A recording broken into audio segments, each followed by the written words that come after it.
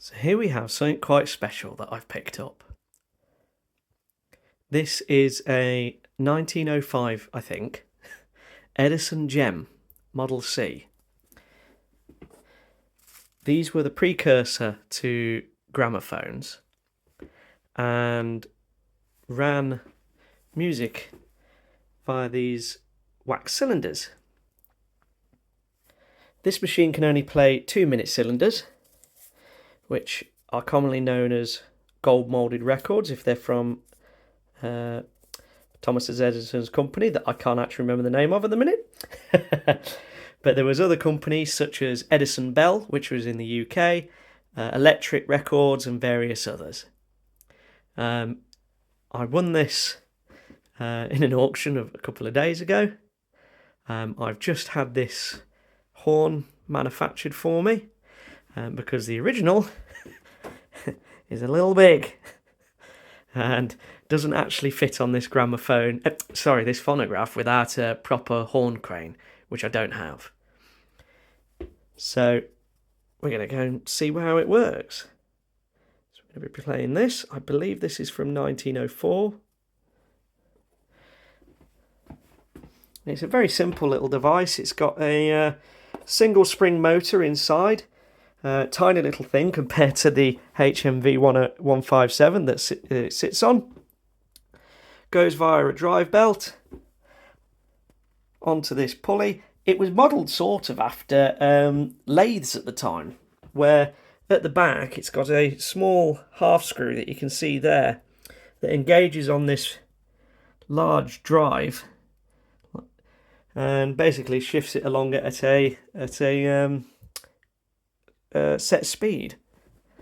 It is a little oily. I need to. It is a little noisy. I should say. I need to oil the gears underneath, but it seems to work all okay.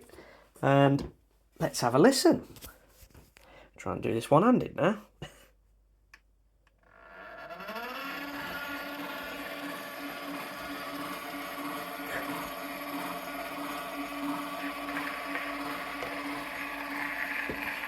Gladiators Farewell, march, played by the National Military Band, Edison Records.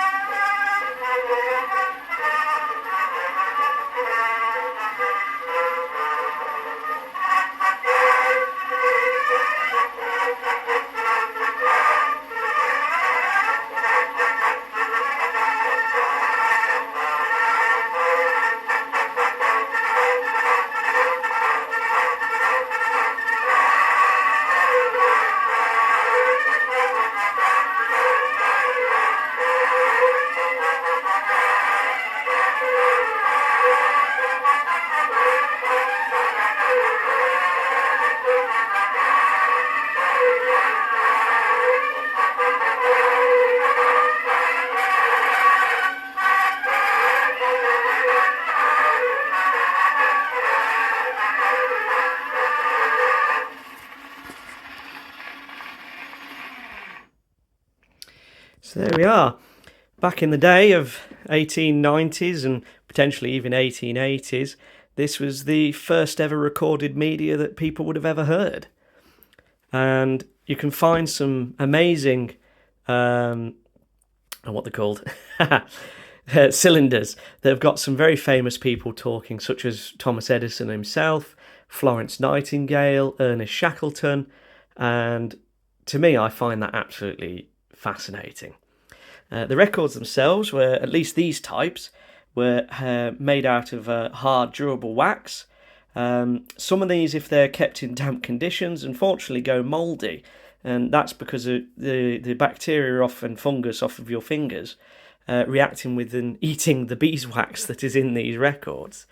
So it's best to kind of hold them inside. But yeah, so there we are. What a fascinating little bit of kit that is. There was different types that you could get back in the day. This was the Gem was the smallest of them all. You could get homes, firesides, and that's the way I was told how to do it. Homes, firesides, and various other sizes. The homes and the firesides and triumphs being much bigger machines with much more powerful springs. That when 4-minute records arrived, I can't remember the date of those, I think it was 1908, they were able to play these with ease. So there we are.